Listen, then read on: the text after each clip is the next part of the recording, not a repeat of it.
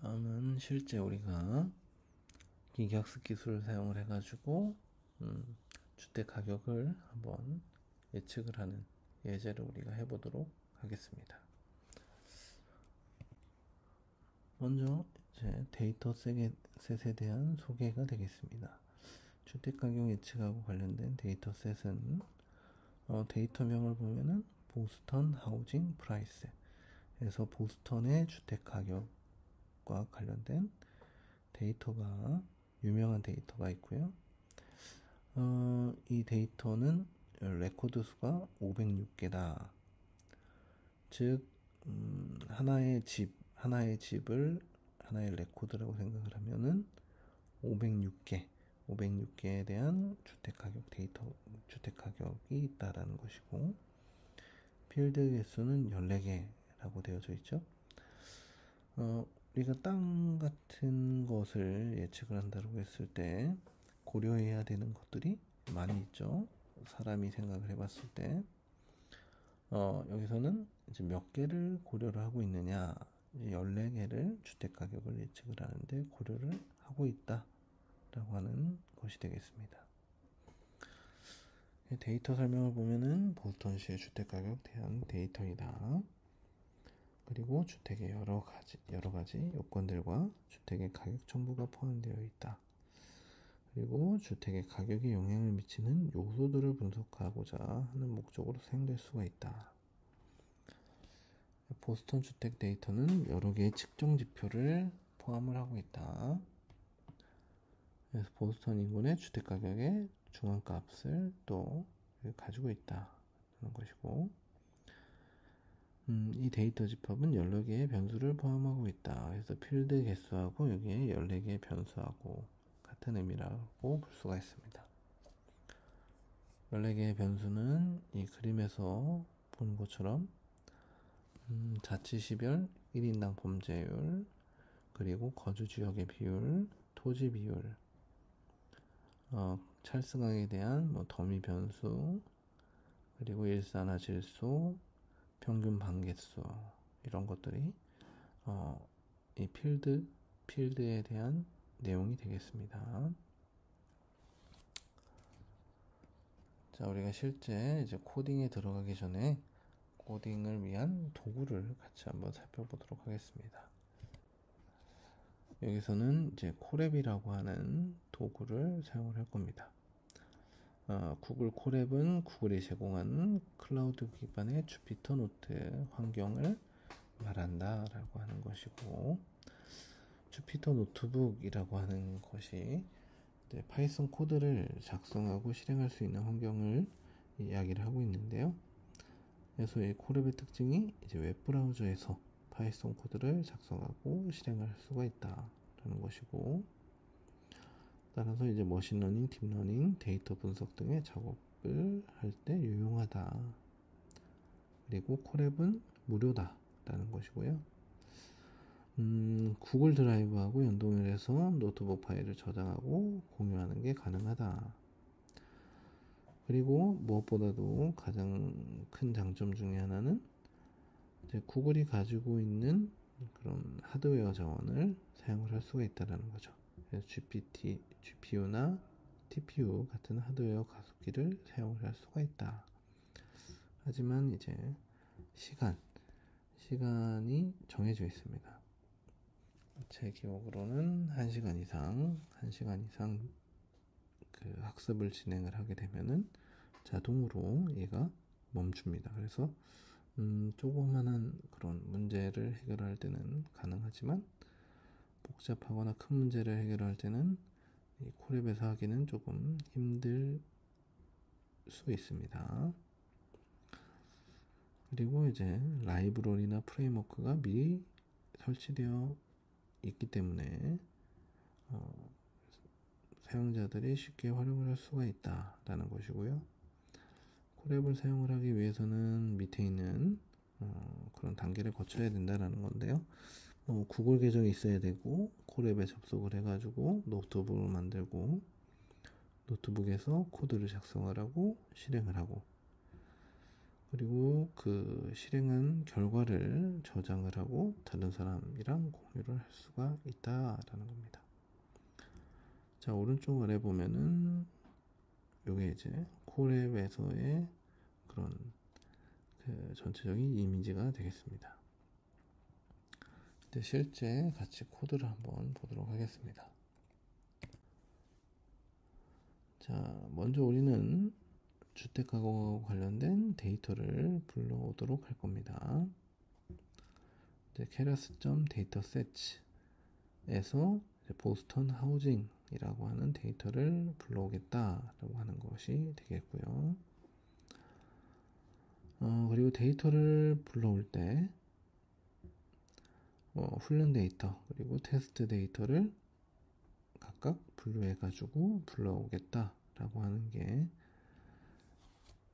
여기서 볼 수 있는 이러한 코드가 되겠습니다. 그리고 밑에 데이터 정교화하기 이렇게 되어 있는데요.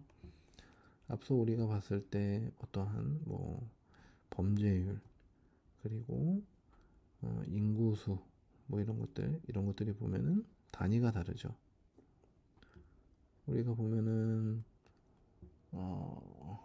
키하고 몸무게를 봤을 때 키에서의 100이라고 하는 숫자 그리고 몸무게에서의 100이라고 하는 숫자의 의미가 다르죠. 그리고 거기에서의 그 값에 대한 그런 간격, 범위 이런 것들이 다르죠. 그렇기 때문에 그런 것들을 맞춰줄 필요가 있습니다. 여기서는 평균값, 민값하고 그리고 스탠다드 데비에이션 즉 분산값을 사용을 해가지고 값의 범위를 맞춰주고 있습니다. 여기서 주의해야 될 점은 우리가 테스트 데이터를 일정한 범위로 바꿔줄 때 이 훈련 데이터, 트레인 데이터에 대해서 트레인 데이터에 있는 값들의 평균하고 분산값을 사용을 해가지고 테스트 데이터에서도 적용이 돼야 된다라는 겁니다. 테스트 데이터는 우리가 그 모델이 잘 학습됐는지 아닌지를 평가할 때 사용되는 데이터이기 때문에 테스트 데이터가 기준이 돼서는 안 되고 우리가 모델을 그 학습시키는 그런 데이터 그걸 기준으로 해가지고 평균하고 분산값을 구해서 테스트 데이터에도 사용을 해야 됩니다. 자, 다음은 이제 선형외기 모델하고 결정트리 모델을 우리가 불러오고 학습을 해주는 그런 코드를 한번 보도록 하겠습니다. scikit-learn이라고 하는 그런 라이브러리가 있습니다. 우리는 그 라이브러리를 활용을 해가지고 이미 만들어져 있는 회귀 모델들을 가져와서 사용을 할 수가 있어요.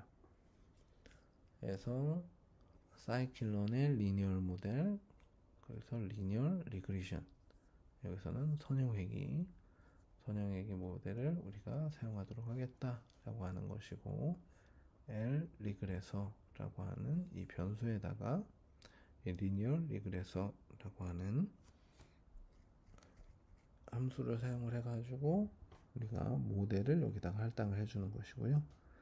L리그레서.fit 이렇게 하는 것은 모델을 학습을 시키는 겁니다. 근데 무엇을 기준으로 우리가 학습을 시킬 거냐? 이 트레인 데이터하고 트레인 타겟을 가지고서 학습을 시키겠다라는 겁니다.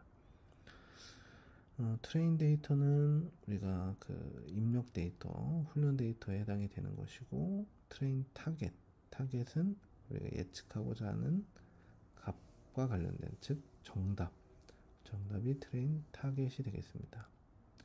이 예제에서는 주택 가격에 대한 값들이 이 트레인 타겟에 들어가 있겠죠. 그리고 트레인 데이터에서는 이 가격을 예측할 때 필요한 그런 특성 정보들이 들어가 있게 됩니다. 그리고 결정 트리 모델도 결정 트리를 학습을 하는 것도 마찬가지로 사이클론의 트리 안에 디시전 트리 리그레서가 있고 그 디시전 트리 리그레서를 불러와서 우리가 사용을 하는 것이 되겠습니다. 여기서도 이제 D 리그레서라고 하는 변수를 만들어서 우리가 디시전 트리 리그레서라고 하는 모델을 할당을 해주고 그리고 D 리그레서.fit 그래서 여기서 훈련을 시켜주는 거죠. 훈련을 시켜줄 때 어떤 것을 기반으로 할 거냐? 트레인 데이터 그리고 트레인 타겟 즉 훈련 데이터하고 훈련 데이터의 타겟을 가지고서 우리가 훈련을 시키겠다라고 하는 것이 되겠습니다. 이렇게 되면은 이 fit이라고 하는 이 함수를 통해 가지고 우리가 모델들을 학습을 시켜주고 있는 형태가 되겠고요. 모델이 학습이 끝났으니까 이 모델이 잘 학습이 됐는지 아닌지를 평가를 해봐야겠죠. 자, 여기서는 두 모델에 대한 성능을 각각 비교를 하는 형태가 되겠습니다. R 리그레서 .스코어 그리고 D 리그레서 .스코어 이 스코어는 여기서 평가에 사용되는 어떠한 방법에 대한 결과값이 나오게 됩니다. 회계에서 이 스코어는 R 스퀘어라고 하는 평가 방법이 적용되어서 어떤 값을 도출해 내게 됩니다.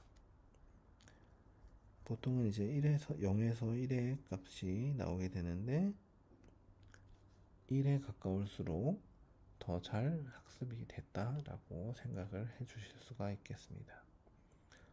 여러분들이 각각 이것들을 입력을 하셔가지고 엔터를 쳐보시면은 각각의 값이 나오게 될 겁니다. 그래서 어떤 게 높은 값을 내보내는지 여러분들이 한번 확인을 해보시면 좋겠고요. 이때는 어떤 데이터를 사용을 하느냐? 테스트 데이터, 테스트 타겟 정보를 사용을 하는 거죠. 그리고 이제 여기서는 이제 테스트 데이터를 사용을 해서 어떤 성능 값을 해낸 것이 되겠고요. 실제로 어떤 값들을 예측을 하는지를 한번 보면은 밑에 있는 것으로 우리가 학습을 잘 예측을 했는지를 우리가 볼 수가 있습니다.